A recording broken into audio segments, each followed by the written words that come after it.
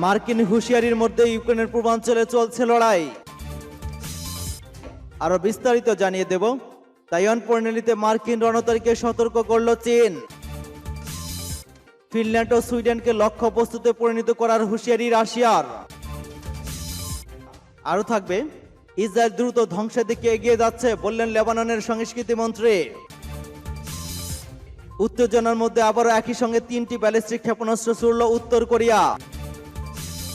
বেলারুশের বিরুদ্ধেও মিসাইল ছোড়ার অভিযোগ ইউক্রেনের। যুক্তরাষ্ট্রের ক্যালিফোর্নিয়ায় ভয়াবহ দাবানল।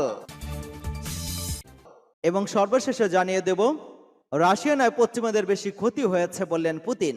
শুনছিলেন সংবাদ শিরোনাম, এখন বিস্তারিত। তবে তার আগে অনুরোধ থাকবে, এই ভিডিওতে একটি লাইক দিন এবং কমেন্টস করে জানিয়ে দিন আপনি কোন জেলা থেকে বা কোথা থেকে আমাদের সাথে যুক্ত রয়েছেন। এবং সংবাদের সর্বশেষ গুরুত্বপূর্ণ আপডেট পেতে চ্যানেলটি সাবস্ক্রাইব করে আমাদের সঙ্গেই থাকুন। ধন্যবাদ। মার্কিন হুঁশিয়ারির মধ্যে ইউক্রেনের পূর্বাঞ্চলে চলছে লড়াই। ইউক্রেনের পূর্বাঞ্চলে রুশ বাহিনীর সঙ্গে লড়াই অব্যাহত রেখেছে। রাশিয়া ইউক্রেনের দক্ষিণ ওডেসা বন্দর রাতে ক্ষেপণাস্ত্র হামলা চালিয়েছে। রাশিয়ার প্রেসিডেন্ট ভ্লাদিমির পুতিনকে দীর্ঘমেয়াদী যুদ্ধের ব্যাপারে যুক্তরাষ্ট্রে দেওয়া সতর্কতার মধ্যেই এই হামলা চালানো হলো। 2 মাস ধরে রাশিয়ার আগ্রাসনের মুখোমুখি হওয়া ইউক্রেন ইউরোপীয় ইউনিয়নে তাদের সদস্যপদ প্রসঙ্গে বলেছে, এটি ছিল পুরো মহাদেশের যুদ্ধ এবং শান্তির প্রশ্ন। ইউক্রেনের এই বক্তব্যের পরে যুক্তরাষ্ট্রের দীর্ঘযুদ্ধের হতাশাজনক আগাম সতর্কতা জানালো। কিয়েভ রাশিয়া তেল নিষেধাজ্ঞার ব্যাপারে ইউরোপীয় ইউনিয়নের পাওয়ার হাউস জার্মানির অবস্থান পরিবর্তন এবং ইউক্রেনের অস্ত্র সরবরাহ সিদ্ধান্তের প্রশংসা করেছে। এদিকে ইউক্রেনের দক্ষিণে যুদ্ধ ছড়িয়ে পড়েছে। ইউরোপের কাউন্সিল প্রধান চার্লস মিশেলের সফরে কয়েক ঘন্টার মধ্যে রাশিয়া ইউক্রেনের ওডেসা বন্দরে রাতে বিমান হামলা চালিয়েছে। এতে ভবনসমূহ ধ্বংস হয়েছে, শপিং সেন্টার আগুন লেগেছে এবং একজনের মৃত্যু হয়েছে। বিপর্যস্ত মারিউপোল সিটিতে আজবেস্টস স্টিল কারখানা ক্রমবর্ধমান ভয়াবহ পরিস্থিতির মধ্যে ইউক্রেনে আরো 1000 সৈন্য আটক রয়েছে। মস্কো গত 24 ফেব্রুয়ারি ইউক্রেনের আগ্রাসন শুরু করে, তবে ইউক্রেনের প্রতিরোধে রুশ সেনারা কিয়েভ অঞ্চল থেকে সরে যেতে বাধ্য হয়। কিয়েভের মেয়র মঙ্গলবার বলেছেন, রাজধানীর 2/3 বাসিন্দা নগরীতে ফিরে এসেছেন। তাইওয়ান প্রণালীতে মার্কিন রণতরীকে সতর্ক করল চীন। তাইওয়ান প্রণালী অতিক্রমের সময় যুক্তরাষ্ট্রের একটি যুদ্ধজাহাজকে সতর্ক করার দাবি করেছে চীন। বুধবার চীনের সামরিক বাহিনীর পক্ষ থেকে এমন দাবি করা হয়েছে।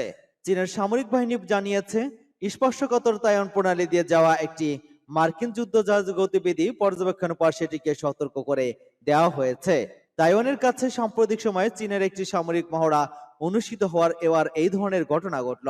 মার্কিন নৌবাহিনীর 7ম নৌবহর জানিয়েছে, guided missile cruiser USS port royal মঙ্গলবার আন্তর্জাতিক আইন অনুযায়ী আন্তর্জাতিক পানি সীমার মধ্য দিয়ে তাইওয়ান প্রণালীতে তাদের রুটিন ট্রানজিট পরিচালনা করেছে। এটি ছিল 2 সপ্তাহের মধ্যে তাদের এ ধরনের দ্বিতীয় মিশন। রয়টার্সের খবরে বলা হয়েছে, যুক্তরাষ্ট্র প্রতি মাসে এই ধরনের সমুদ্রযাত্রা চালিয়ে থাকে। তবে দেশটির এমন আচরণে ক্ষুব্ধ চীন। তাইওয়ান প্রণালী যুক্তরাষ্ট্রের কর্মকাণ্ডকে তাইওয়ানের প্রতি মার্কিন সমর্থন হিসেবে বিবেচনা করে বেইজিং। ফিনল্যান্ড সুইডেনকে লক্ষ্যবস্তুতে পরিণত করার হুঁশিয়ারি রাশিয়ার। ন্যাটোর সদস্যপদ নিয়ে ফিনল্যান্ড এবং সুইডেনের প্রতি হুঁশিয়ারি উচ্চারণ করেছে রাশিয়া। জাতিসংঘে নিযুক্ত মস্কোর প্রতিনিধি দিমিত্রি পলিয়ানেস্কি বলেছেন, ন্যাটোর সদস্যপদ এবং নিজ ভূখণ্ডে মিত্র ইউনিট মোতায়েনের মতো ঘটনা দেশ দুটিকে রাশিয়ার সম্ভাব্য লক্ষ্যবস্তুতে পরিণত করবে। শুক্রবার এক প্রতিবেদনে খবর জানিয়েছে কাতার ভিত্তিক সংবাদ মাধ্যম আল জাজিরা। অনলাইন প্রকাশনা আনহার্টকে দেওয়া এক ভিডিও সাক্ষাৎকারে দিমিত্রি পলিনেস্কো বলেন, তারা জানে যে তারা ন্যাটোর সদস্যপদ হওয়া মাত্র একটি রাশিয়ার প্রতি সুনির্দিষ্ট ইঙ্গিত দেবে। তিনি বলেন, ন্যাটোর সামরিক উপস্থিতি এই অঞ্চলকে মস্কোর সম্ভাব্য হামলার লক্ষ্যবস্তুতে পরিণত হবে। দিমিত্রি পলিনেস্কো বলেন, তারা 10 বছর ধরে আমাদের সঙ্গে ভালো প্রতিবেশী হিসেবে বাস করছিল। যদি তারা হঠাৎ করে নিজেদের একটি খুব বন্ধুত্বহীন ব্লকের অংশ হিসেবে বেছে নেয়, তবে সেটি তাদের উপর নির্ভর করে। এদিকে রুশ প্রেসিডেন্টের কার্যালয় ক্রেমলিন জানিয়েছে, ন্যাটোতে ফিনল্যান্ডের যোগদানের সিদ্ধান্ত রাশিয়ার জন্য স্পষ্ট হুমকি। সামরিক এই জোটের সম্প্রসারণ ইউরোপ বা বিশ্বকে স্থিতিশীল করবে না। কনফারেন্স কলে সাংবাদিকদের সঙ্গে আলাপকালে পেসকভ জানান, ন্যাটো জোটে যোগদানের জন্য ফিনল্যান্ডের নেওয়া পদক্ষেপ অনুতাপের এবং একই ধরনের পাল্টা পদক্ষেপের গ্রহণের কারণ। বৃহস্পতিবার ফিনল্যান্ডের প্রেসিডেন্ট ও প্রধানমন্ত্রী ঘোষণা দেন, অবিলম্বে তাদের ন্যাটো সামরিক জোটে যোগদানের আবেদন করা উচিত। দেশটির এমন সিদ্ধান্ত রাশিয়ার জন্য হুমকি কিনা জানতে চাইলে পেসকভ বলেন, অবশ্যই ন্যাটো সম্প্রসারণ আমাদের মহাদেশকে আরো অস্থিতিশীল ও সুরক্ষিত করবে না। 24 ফেব্রুয়ারি ইউক্রেনের রুশ হামলার আগ পর্যন্ত রাশিয়া ইস্যুতে নিরপেক্ষ অবস্থায় নীতি বজায় রেখেছিল। ফিনল্যান্ড রাশিয়ার সঙ্গে দেশটির 1340 কিলোমিটার সীমান্ত রয়েছে। এবার দেশটিতে ন্যাটোতে যোগদান করতে যাচ্ছে। একই সঙ্গে তাদের প্রতিবেশী সুইডেনও জোটটিতে যুক্ত হওয়ার আগ্রহ প্রকাশ করেছে। সুইডেনও এতদিন মার্কিন নেতৃত্বাধীন জোটের অংশ হওয়া থেকে নিজেকে বিরত রেখেছিল, কিন্তু ইউক্রেনের রুশ আগ্রাসন ইউরোপের এই দুই সমৃদ্ধ দেশকে ন্যাটোর সদস্য পদ অর্জনের দিকে ঠেলে দিয়েছে। ইসরায়েল দ্রুত ধ্বংসের দিকে এগিয়ে যাচ্ছে বললেন লেবাননের সংস্কৃতি মন্ত্রী। লেবাননের সংস্কৃতি মন্ত্রী মুহাম্মদ মুর্তজা বলেছেন, দখলদার ইসরায়েলের অবরোধ যত বাড়বে ততই তারা ধ্বংসের দিকে এগিয়ে যাবে। ইহুদিবাদী সেনাদের গুলিতে আল জাজিরা টিভি চ্যানেলের সাংবাদিক শিরিন আবু আকলে নিহতের ঘটনায় পত্রিকায় তিনি আজ একথা বলেছেন। অধিকৃত পশ্চিম তীরে জেনিন শরণার্থী শিবিরে খবর সংগ্রহের সময় ইহুদিবাদী ইসরায়েলি সেনাদের গুলিতে গতকাল কাতার ভিত্তিক নিউজ চ্যানেল আল জাজিরা ওই সাংবাদিক নিহত হন। এছাড়া ইহুদিবাদী সেনাদের গুলিতে ফিলিস্তিনি পত্রিকা আল কুদস সাংবাদিক আলী আদি আসামদি আহত হন। লেবাননের সংস্কৃতি বিষয়ক মন্ত্রী আরো জানান, সাংবাদিক আবু আকলে হত্যাকাণ্ডের মধ্য দিয়ে ফিলিস্তিনদের মুক্তির অধিকার মুছে যাবে না। দখলদারিত্ব মোকাবেলার প্রতিরোধ সংগ্রাম কার্যকরী পন্থা আল আকসা প্রতিরোধের মাধ্যমে বিজয় লাভ করবে বলে তিনি জানান। 2000 সালে ফিলিস্তিন দ্বিতীয় ইন্তিফাদা বা গণজাগরণ শুরু হওয়ার পর থেকে এ পর্যন্ত 45 জন সাংবাদিককে হত্যা করেছে ইসরায়েলি বাহিনী। বর্ণবাদী ইসরায়েলের বর্বরতা এবং নৃশংসতা যাতে প্রকাশ না পায় সেই লক্ষ্যে তারা সাংবাদিকদের হত্যা করে। সূত্র পাঁচ টুডে। উত্তেজনার মধ্যে আবারও একসঙ্গে 3 ব্যালিস্টিক ক্ষেপণাস্ত্র ছুড়ল উত্তর কোরিয়া। আমেরিকা এবং তার মিত্রদের সঙ্গে তীব্র উত্তেজনার মধ্যে আবারও একসঙ্গে 3টি ব্যালিস্টিক ক্ষেপণাস্ত্র পরীক্ষা চালিয়েছে উত্তর কোরিয়া। দেশটি গতকাল স্থানীয় সময় সন্ধ্যায় 6:30টায় এসব ক্ষেপণাস্ত্র নিক্ষেপ করে বলে দক্ষিণ কোরিয়ার সেনাবাহিনী জানিয়েছে। দক্ষিণ কোরিয়ার জয়েন্ট চিফস অফ স্টাফ বলেছেন, উত্তর কোরিয়ার রাজধানী পিয়ংইয়ং সুনান এলাকা থেকে স্বল্প পাল্লার 3 ক্ষেপণাস্ত্র নিক্ষেপ করা হয়। গত 24 মার্চ এই একই এলাকা থেকে উত্তর কোরিয়া তার সর্ববৃহৎ আন্তঃমহাদেশীয় ক্ষেপণাস্ত্র হুসাং 17 পরীক্ষা চালিয়েছিল। ক্ষেপণাস্ত্রগুলো গড়ে 90 কিলোমিটার উচ্চতায় ওঠার পর 360 কিলোমিটার দ্রুত অতিক্রম করে সাগরে পতিত হয়েছে। জাপানের প্রতিরক্ষা মন্ত্রী নোবুও কিসি এই খবরের সত্যতা নিশ্চিত করে বলেছেন, ক্ষেপণাস্ত্রগুলো 100 কিলোমিটার উচ্চতায় উঠে প্রায় 350 কিলোমিটার পাড়ি দিয়ে জাপানি পানি সীমার কাছাকাছি পড়েছে। তিনি টোকিওতে সাংবাদিকদের বলেন, যখন ইউক্রেনের যুদ্ধ চলছে তখন এই ধরনের ধারাবাহিক ক্ষেপণাস্ত্র নিক্ষেপ অগ্রহণযোগ্য। জাপান সরকার টোকিওতে অবস্থিত উত্তর কোরিয়ার দূতাবাসের মাধ্যমে এই ব্যাপারে নিজের প্রতিবাদ জানিয়েছে বলে দেশটির প্রতিরক্ষা মন্ত্রী ঘোষণা করেন। তবে নিজের ক্ষেপণাস্ত্র নিক্ষেপের ব্যাপারে এখনো কোনো ঘোষণা দেয়নি উত্তর কোরিয়া। সূত্র পাঁচ টুডে। বেলারুশের বিরুদ্ধে মিসাইল ছোড়ার অভিযোগ ইউক্রেনের। 24 ফেব্রুয়ারি আসে ইউক্রেনে বিশেষ অভিযান শুরু করার পর থেকে এ পর্যন্ত 788টি মিসাইল ইউক্রেনে আঘাত এনেছে বলে এর আগে অভিযোগ করেছিল ইউক্রেন। তবে এসব মিসাইল শুধু রুশ ভূখণ্ডে নয়, বেলারুশ থেকে ছোড়া হয়েছে বলে অভিযোগ করেছে দেশটির সেনাবাহিনী। সরাসরি রাশিয়ার পক্ষ নিলেও ইউক্রেন যুদ্ধে আর জড়ানোর জন্য কোনো ইচ্ছা নাই বলে বরাবরই জানিয়ে আসছে বেলারুশ। যদিও দেশটি সম্প্রতি সময় নেওয়া কিছু পদক্ষেপ রাশিয়ার সঙ্গে ইউক্রেনের বিরুদ্ধে যোগ দেওয়ার গুজব আরো উস্কে দিচ্ছে। সম্প্রতি বেলারুশের সশস্ত্র বাহিনী ইউক্রেনের সীমান্ত বিশেষ বাহিনী মোতায়েন করবে বলে দেশটির সশস্ত্র বাহিনীর প্রধান জেনারেল স্টাফ ভিক্টর গুলেবিসের বরাদ্দে মার্কিন সংবাদ মাধ্যম সিএনএন এক প্রতিবেদনে জানিয়েছে।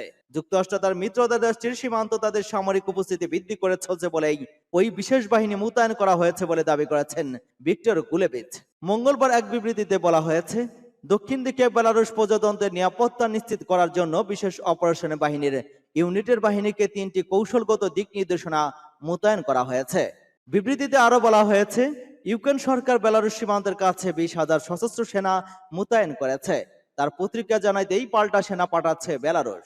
এদিকে ইউক্রেনের প্রতিবেশী দেশ বেলারুশের সশস্ত্র বাহিনী নিজেদের যুদ্ধ প্রস্তুতি যাচাই করার জন্য চলতি মাসের শুরুতে হঠাৎ করেই মহড়া শুরু করার পর রাশিয়ার সঙ্গে যুদ্ধেও তারা যোগ দিতে পারে বলে গুজব ওঠে। এবার ইউক্রেন সীমান্তে সেনা মোতায়েন সেই গুজবকেই উস্কে দিচ্ছে। যুক্তরাষ্ট্রের ক্যালিফোর্নিয়ায় ভয়াবহ দাবানল। যুক্তরাষ্ট্রের ক্যালিফোর্নিয়ায় অঙ্গরাজ্যে লস অ্যাঞ্জেলেস শহরের বাইরের দাবানলে মোকাবেলায় লড়াই করেন উদ্ধারকর্মীরা। দাবানলে বুধবার রাত পর্যন্ত 20টির বেশি বিলাসবহুল বাড়ি পুড়ে গিয়েছে। অনেক বাসিন্দা বাধ্য হয়ে এলাকা ছেড়ে গিয়েছে। বুধবার বিকেলের আগে লেগুনা শহর এবং সমুদ্র সৈকত উপকূলীয় দাবানল ছড়িয়ে পড়ে। বাসিন্দারা দ্রুত ওই জায়গা থেকে চলে যায়। ধারণা করা হচ্ছিল রাত 11টা পর্যন্ত প্রায় 195 একর পর্যন্ত ভূমি পুড়ে যায়। তখনও একে নিয়ন্ত্রণ করা যায়নি। তবে হতাহতের কোনো খবর পাওয়া যায়নি। দাবানলে কিভাবে শুরু হলো সে সম্পর্কেও নিশ্চিত হওয়া যায়নি। দাবানল বিশাল এলাকার গাছপালা পুড়ে যেতে শুরু করে, সমুদ্রের বাতাস দ্রুত আগুনে ছড়িয়ে পড়তে সহায়তা করে। কর্মকর্তারা জানান ওই এলাকায় ভূমি বৈশিষ্ট্যের কারণে সেখানে পানির পায়ে পৌঁছানো কঠিন। অরেঞ্জ কাউন্টি ফায়ার সার্ভিস কর্তৃপক্ষের প্রধান ব্রাউন ফেন্সি সংবাদ সম্মেলনে বলেন, আমি মনে করি যা ঘটেছে তা আগামী কয়েক সপ্তাহ বা বছর পর্যন্ত আমাদের উপর প্রভাব ফেলতে যাচ্ছে। গাছপালা এত শুকনো যে নেভাতে আসার আগে আগুনে ছড়িয়ে পড়ে তা দ্রুত জ্বলে যায়। সূত্র বিবিসি। রাশিয়া নয় পশ্চিমাদের বেশি ক্ষতি হয়েছে বললেন পুতিন। রাশিয়ার প্রেসিডেন্ট ভ্লাদিমির পুতিন বলেছেন, ইউক্রেনে অভিযান চালানো নিয়ে মস্কোর উপর আরোপিত নিষেধাজ্ঞার কারণে পশ্চিমা দেশগুলো রাশিয়ার চেয়ে বেশি ক্ষতিগ্রস্ত হয়েছে। তিনি আরো বলেন, বহিরাগত চ্যালেঞ্জ মোকাবেলা করে তার দেশ স্থিতিশীল রয়েছে। গত 24 ফেব্রুয়ারি রাশিয়া ইউক্রেনে হামলা চালালে পশ্চিমা দেশগুলোর মস্কোর উপর নজিরবিহীন নিষেধাজ্ঞা জারি করে। পুতিন গতকাল এক সরকারি বৈঠকে বলেন, পশ্চিমা সরকারগুলো অদূরদর্শী, স্থূল রাজনীতিক এবং উচ্চাকাঙ্ক্ষা এবং রুশফোবিয়া আক্রান্ত হয়ে তাদের উপর নিজস্ব জাতীয় স্বার্থ, অর্থনীতি এবং নাগরিকদের মঙ্গলের ক্ষেত্রে কঠিন আঘাতের মুখোমুখি হয়েছে। পুতিন বলেন, আমরা ইউরোপের তীব্র মুদ্রাস্ফীতি দেখতে পাচ্ছি। কিছু দেশ তা 20%-এর কাছাকাছি পৌঁছে গেছে। এটা স্পষ্ট যে নিষেধাজ্ঞার ধারাবাহিকতা অনিবার্যভাবে ইউরোপীয় ইউনিয়ন ও তার নাগরিকদের জন্য কঠিন পরিণতির দিকে নিয়ে যাবে। রাশিয়া আত্মবিশ্বাসের সঙ্গে বাহ্যিক চ্যালেঞ্জের মোকাবেলা করছে। বার্তা শুনেছে এএফপি জানায়, গত মার্চ মাসে দেশটির 16.7% মুদ্রাস্ফীতি ধীরে ধীরে কমিয়ে মুদ্রার হিসেবে রুবলকে শক্তিশালী করে তোলার বিষয়টি প্রশংসা করেছেন পুতিন। ইউক্রেন সংকট শুরু পর থেকে দেশটির মুদ্রা এখন সবচেয়ে বেশি শক্তিশালী। কঠোর পুঁজি নিয়ন্ত্রণ এবং জ্বালানি রপ্তানির কারণে রুবল এখন দারুণভাবে ঘুরে দাঁড়িয়েছে। পুতিন বলেন, রুবল সম্ভবত সমস্ত আন্তর্জাতিক মুদ্রার মধ্যে সেরা গতিশীলতা দেখাচ্ছে।